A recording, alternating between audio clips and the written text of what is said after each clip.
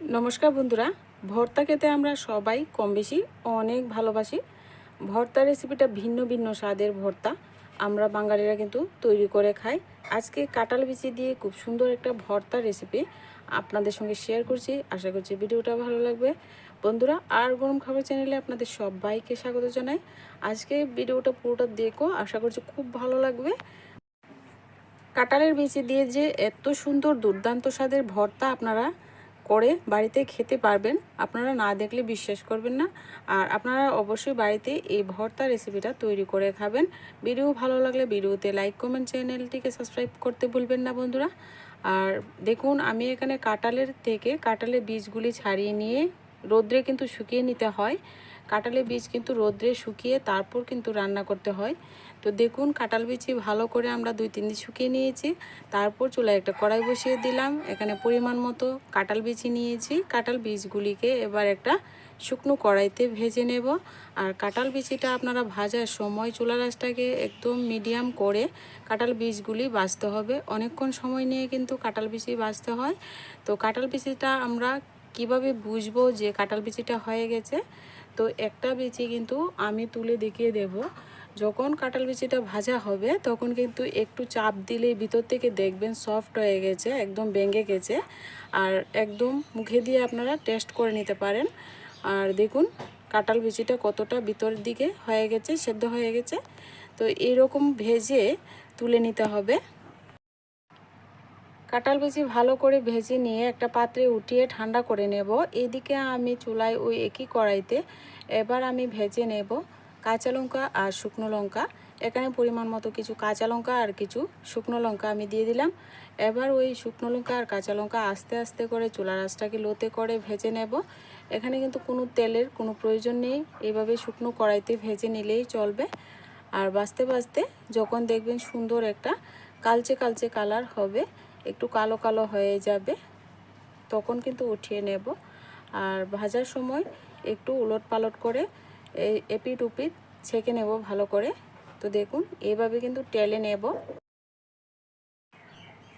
যখন দেখবেন এইরকম একটু কালো কালো হয়ে গেছে, এপিট উপিট ভালো করে খুন্তি দিয়ে চেপে চেপে কিন্তু সমস্ত মরিচটাকে ভালো করে ভেজে তারপর কিন্তু একটা থালাতে আমি উঠিয়ে নিয়েছি।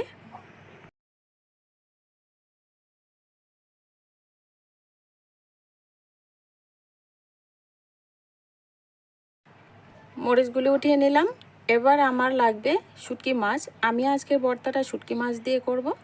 আর কাঁঠাল বিচি ভর্তা কিন্তু ভিন্ন ভিন্ন স্বাদের অনেকভাবে তৈরি করে খাওয়া যায়। এইভাবে একবার শুটকি মাছ দিয়ে ভর্তাটা করে দেখতে পারেন। দুটো বড় সাইজের শুটকি মাছ নিয়েছি। এবার আমি শুটকি মাছগুলিকে টেলে এভাবে তেল ছাড়া, একদম তেল টেল কিছু লাগবে না, এভাবে কিন্তু টেলে নিতে হবে। টেলে নিয়ে তারপর একটা পাত্রে সুন্দর করে উঠিয়ে নেব। উঠিয়ে তারপর কিন্তু একটু জল দিয়ে উপরে যে আঁশগুলি আছে সুন্দর করে পরিষ্কার করে তারপর একটা পাত্রে নিয়ে নেব। আর দেখুন শুটকি মাছটা ভাজা হয়ে গেছে। এবার আমি তুলে নিচ্ছি ওই মরিচের সঙ্গে। এবার শুটকি মাছটা যখন ঠান্ডা হয়ে যাবে তখন কিন্তু একটু পরিষ্কার পরিচ্ছন্ন করে নেব। আচ্ছা, এইবারে দেখুন শুটকি মাছগুলি পরিষ্কার করে নেব, ঠান্ডা হয়ে গেছে। আর এদিকে আমার যে কাঁঠাল বীজগুলি ঠান্ডা হয়ে গেছে, আমি কিন্তু খোসাটা ছাড়িয়ে নিচ্ছি।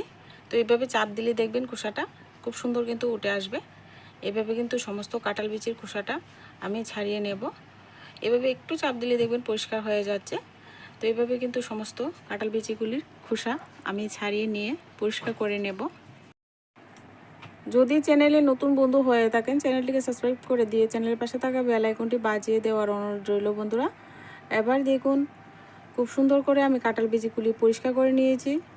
সমস্ত বীজগুলি দেখুন কতটা সুন্দর পরিষ্কার করে নিয়েছি। আর অনেকে আছেন আপনারা লাল উপরের যে খোসাটা আপনারা ছাড়িয়ে কিন্তু ভর্তা খেতে ভালোবাসেন, কিন্তু লাল খোসাটা ছাড়ানোর কোনো দরকার নেই। এখানে লাল খোসাটা শুদ্ধই কিন্তু খাওয়া যায়। তো এইভাবে কিন্তু লাল খোসাটা শুদ্ধ আমরা ভর্তা করি, প্রতিনিয়তই খাই। আজকে ভর্তাটা আমি হামানদিস্তায় করছি, আপনারা কিন্তু শিলনোড়ায়ও ভর্তা করতে পারেন। এবার দেখুন হামানদিস্তায় আমি এবার বীজগুলি অল্প অল্প করে দিয়ে দেব, দিয়ে এবার কুটে নেব। এবার আস্তে আস্তে করে কিন্তু সমস্ত বীজগুলি আমি কুটে নেব। একদম গুঁড়ো করে নেব। তো যখন দেখবেন বীজগুলি সুন্দর গুঁড়ো হয়ে যাবে, একটা পাত্রে কিন্তু নামিয়ে নেব। এইভাবে যদি কাঁঠাল বীজ ভর্তা আপনারা না খেয়ে থাকেন, অবশ্যই বন্ধুরা আপনারা বাড়িতে ট্রাই করুন। এখন তো কাঁঠাল বীজই অ্যাভেলেবেল, কাঁঠাল আছে, কাঁঠালের বীজ আছে।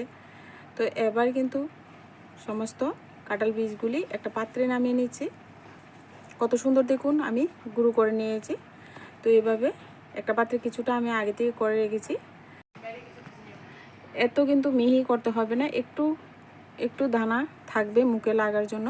তো এরকম রেখে কিন্তু করে নিয়েছি। এবার আমি শুকনো লঙ্কা, কাঁচা লঙ্কা আমাদের সাথে দিয়ে দিলাম একটা বড় সাইজের পেঁয়াজ।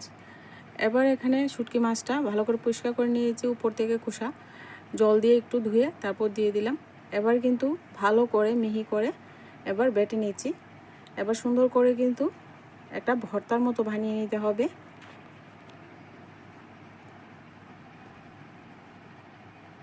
তো দেখুন বন্ধুরা কতটা সুন্দর করে আমি ওই ভর্তাটা বানিয়ে নিয়েছি। এবার একটা চামচ দিয়ে আমি ওই কাঁঠাল বীজের মধ্যে ভর্তাটা এবার নামিয়ে নেব।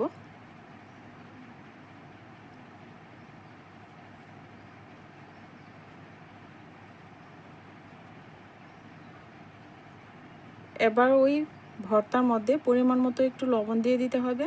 লবণ দিয়ে ভালো করে হাত দিয়ে কষলিয়ে কিন্তু ভর্তাটা আমি তৈরি করে নিয়েছি। আপনারা চাইলে এখানে চামচ দিয়েও করতে পারেন, কিন্তু ভর্তার রেসিপি একটু হাত দিয়ে মেখে মেখে না করলে ভালো লাগে না খেতে। যত মাখবেন ততই কিন্তু ভর্তার স্বাদ দ্বিগুণ বেড়ে যায়। এইরকম লোভনীয় একটা ভর্তা অবশ্যই বাড়িতে ট্রাই করুন।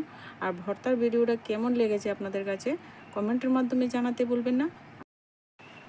আমরা প্রতিনিয়ত মাছ মাংস রান্না করি, ঢাল ভাত রান্না করি, এরকম ভর্তা মাঝে মধ্যে অবশ্যই আমরা রান্না করতে পারি। দেখুন ভর্তাটা রেডি হয়ে গেছে, এবার পরিবেশন করে নিয়েছি। এত সুন্দর ভর্তাটা যদি ভালো লাগে ভিডিওতে লাইক করবেন, আর আমার চ্যানেলটি বন্ধুরা সাবস্ক্রাইব করতে ভুলবেন না। সাবস্ক্রাইবের পাশে থাকা বেল আইকনটিও বাজিয়ে দেবেন, এর পরবর্তী ভিডিও নোটিফিকেশন পাওয়ার জন্য বেল আইকনটি অবশ্যই বাজিয়ে দেবেন। আর বন্ধুরা দেখুন কতটা লোভনীয় আর কতটা সুস্বাদু হয়েছে, আপনারা ভাত দিয়ে খেতে পারেন। আজকের ভিডিওটা এই পর্যন্তই, দেখা হচ্ছে নেক্সট ভিডিওতে। ভালো থাকবেন, সুস্থ থাকবেন।